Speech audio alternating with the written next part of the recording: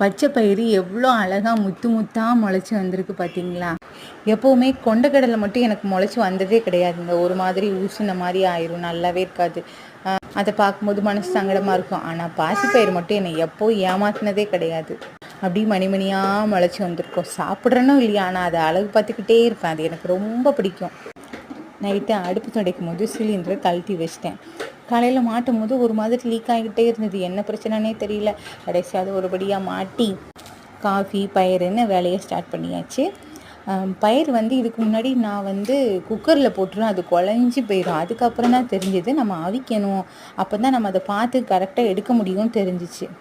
நம்மளோட அளவுக்கு டிஃபன் பாக்ஸே போதும் அப்படின்னு சொல்லிட்டு அதோட அப்படியே வேக வச்சாச்சு. பார்த்து கரெக்டாக அவிச்சு எடுத்துட்டேன். என்ன தான் பார்த்து பார்த்து சத்தாக செஞ்சு கொடுத்தாலும் நம்ம பிள்ளைகளுக்கு அது தொண்டைக்குள்ளே இறங்குறதுக்கு ரொம்ப சங்கடமாக இருக்குது.